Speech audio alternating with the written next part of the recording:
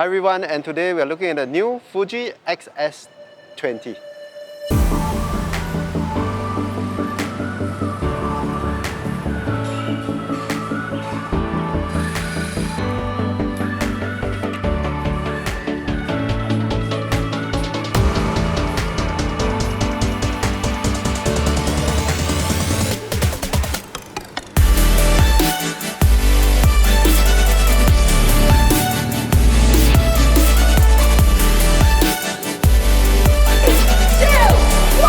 So my last experience with Fuji was with the X-T3 when I owned it for a year, but eventually I let it go because the dial system was too cumbersome for run and gun.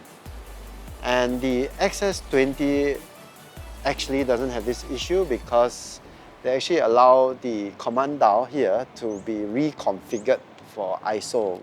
Now first, let's look at the specs. For video, it has a 26 megapixel APS-C sensor that is capable to shoot up to 6.2K open gate. And this is very useful if you want to decide to reframe it to vertical video for 16:9. You don't lose that much resolution, or you want to have a standard landscape video like this. And if you are playing with anamorphic lens with the likes of, let's say, Siri at 1.5, 1.6 times, it will de-squeeze quite well as the sensor is 3:2. Besides 6.2K, you can also shoot in 4K DCI and UHD up to 60p, which is more than enough for casual use. For ultra slow-mo, you can have to drop to Full HD where you can access up to 120p. Now this camera is a mid-range camera and the price point is $1999 for the body alone. And just that 6.2K feature is already quite enticing. It also comes with 5-axis stabilization, and the IBIS has a boost mode where it will crop in about 10%, 1.1 time crop, which is pretty acceptable, and it gives you an even better performance. But honestly speaking, I've seen better implementations of the IBIS, but this is definitely still very helpful for handheld shooting. And of course, it also comes with the famous 19 film simulations where you can have any colors. And right now, I am shooting on one of them. But if you want to use it for more professional applications, you do have the option of F-Log and F-Log 2. At the point of this video, the F-Log 2 LUT is not out yet. But obviously, if you want to tweak it yourself, it's fine.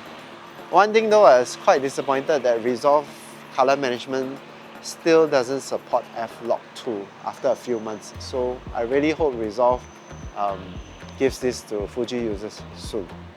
The other thing that I want to talk about is this new vlog mode. The vlog mode is really for people who are quite new to videography and you want to shoot yourself. This is really nice. The implementation is very clean. They have a shortcut for 6 items. The notable ones would be the product priority, which I use at the beginning. Right now, I have it on the manual video mode, so when I do this, you don't see it focus to the product. You know, I have to put it right in front of me, then you focus to the product. But at the beginning, you saw I put it on the right, and it went to the product. The other thing is background defocus mode, where you can switch to that and it will automatically switch to the fastest aperture so that you can have better DOF.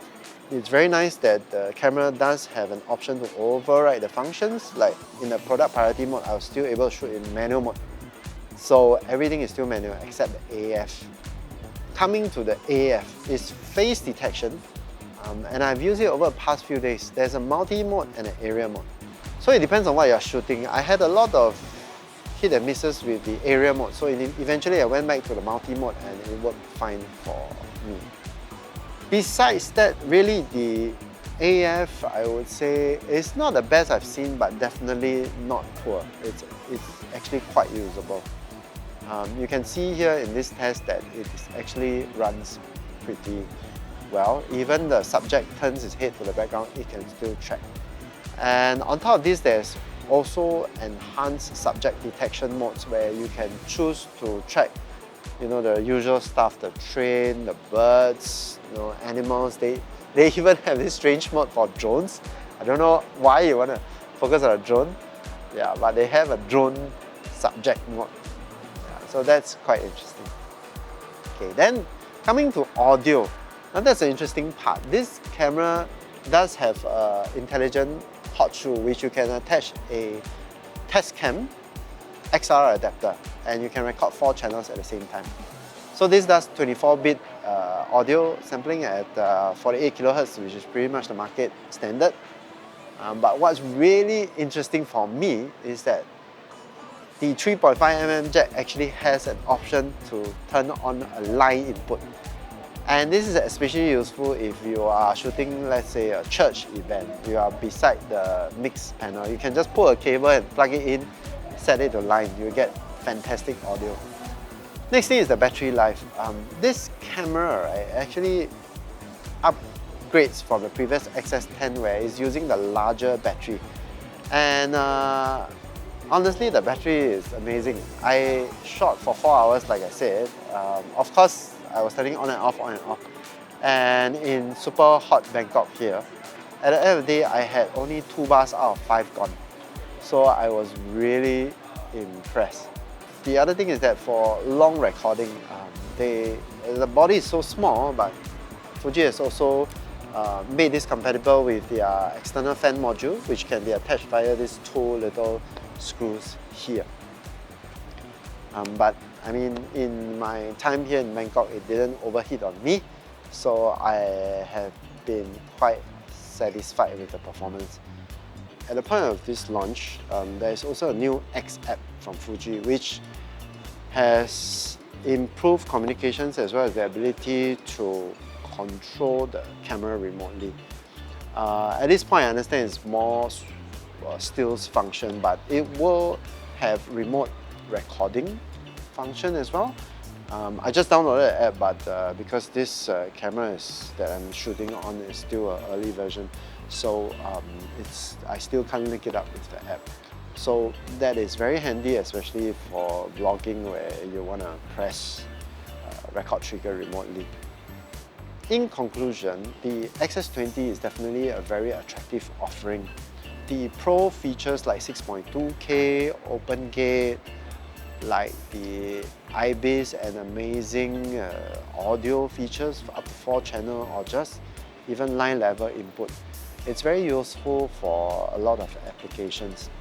Yes, there are full frame options, but the lenses also come at a higher price and the size wise may be a bit heavier as well. And if you like the retro design of the Fujifilm cameras and its beautiful film simulation modes, then I think this is definitely something worth considering. I hope this has been useful. Till the next time, bye bye.